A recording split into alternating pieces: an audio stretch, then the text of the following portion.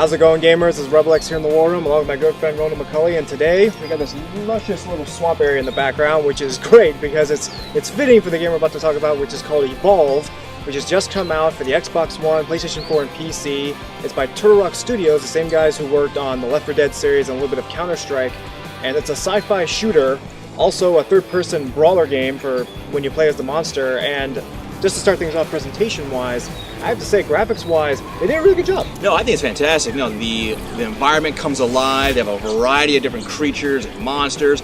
The monsters themselves are incredible when you watch them evolve, and when you're making themselves stronger. You see the skin shedding. You see all the bumps and boils coming out of it. I mean, it's amazing. The sound is really well done too. I mean, every single character, their voice acting, they really did a great job of getting the right characters for the right parts. Even the monsters' roars and everything else just sounds really great. My biggest complaint, though, with the sound-wise, is that some of the guns, granted this is futuristic tech we're talking about here, so it's kind of hard to judge it, right. But there are some guns I see for the Trapper class. A couple of the Trapper guys carry the same exact submachine gun. It doesn't sound like a gun to me. Like, it sounds like firecrackers going off. When you play a game like Battlefield and you have that great sound when you're firing a machine gun or a shotgun or anything like that, it has that oomph noise. Yeah. I didn't get that oomph noise with the gun noises here. But presentation-wise, graphic-wise, like you said, the monster looks fantastic. You see all the veins, you see all the scales.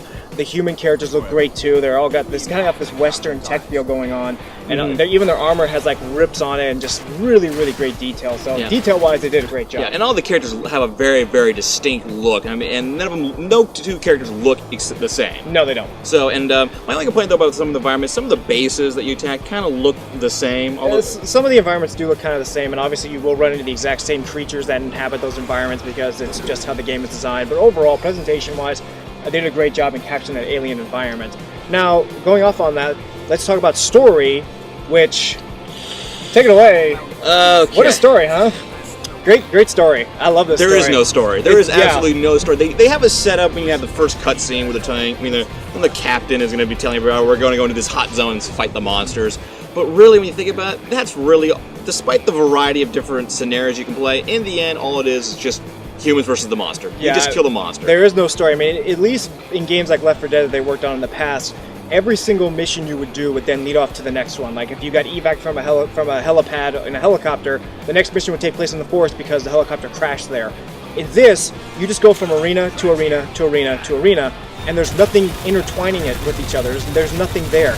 Also, too, is that going off what you're saying, you do get treated to a really awesome opening cinematic where you meet all the other hunters and you find that you realize that they kind of get a little bit of their background of what they like to do for hunting or where they're not really happy about doing this.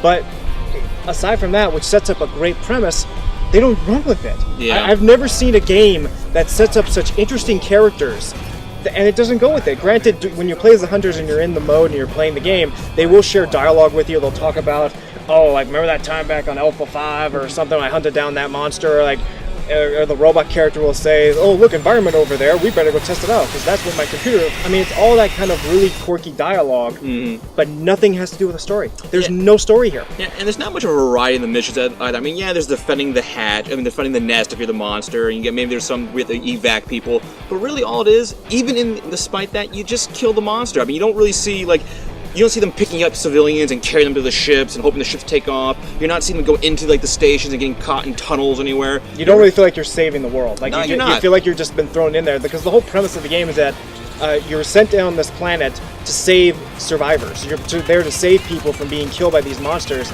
And now going into that, let's talk about the gameplay now. And what you were just mentioning was a mode called Evacuation Mode, which has these different gameplay modes aside from Hunt, which is obviously the 4 hunters against the monster. You hunt the monster down. There's one called Rescue, where you have to go out and rescue civilians. It's probably the only time you'll actually see other people in the game. And then there's Nest Mode, where the monsters defend the eggs. You have to destroy them as the hunters. They also have Defend Mode, where you have to defend generators as the hunters, and the monster has to destroy the generators.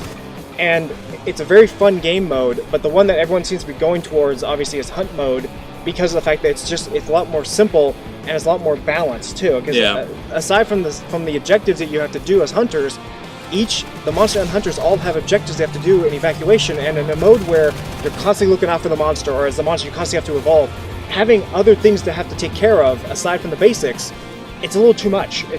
People are kind of going, I don't want to have to worry about these stupid eggs if I still have to evolve, or I don't have to worry about saving people if the monster's right on my ass. It kind of sucks that you have to worry about those kind of things. Granted, every single hunter has their own unique abilities. Not one hunter plays the same as the other, neither does the monster, which I think is fantastic.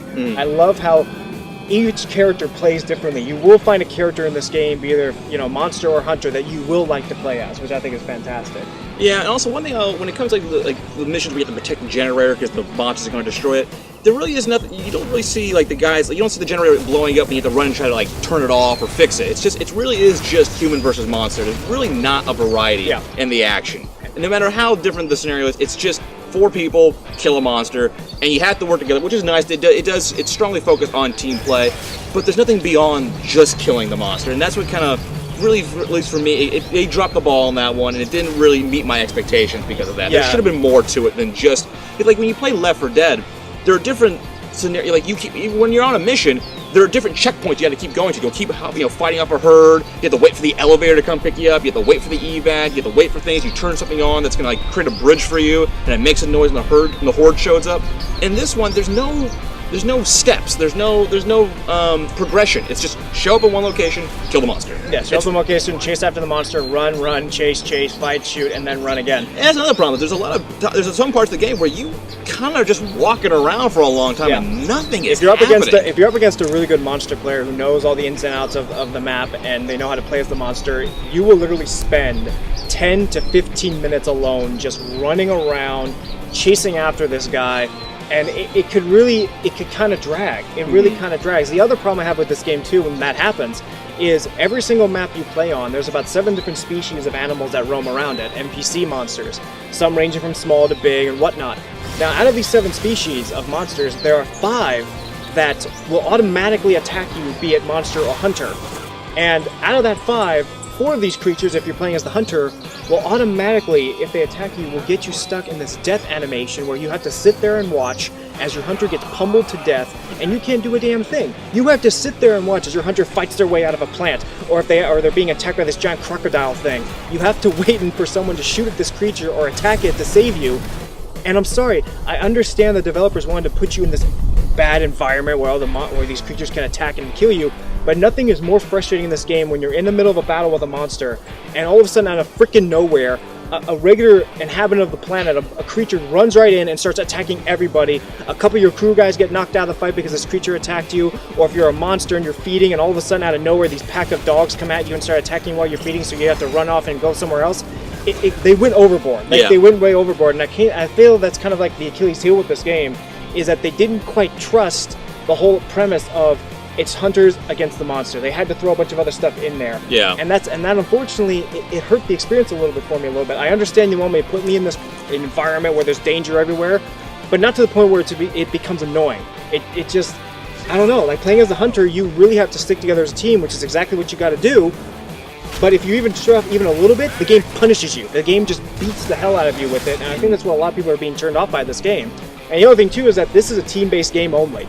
If you like to lone wolf your multiplayer experiences online, stay the hell away from this game. It's true. I mean, granted, you play as the monster, which is a solo experience, but as the hunters, if you are with someone who doesn't know what they're doing, or if they don't like to contribute to the team in any way, your team's going down. You're basically at the mercy of other players and other people, you are. and that kind of stinks a little bit.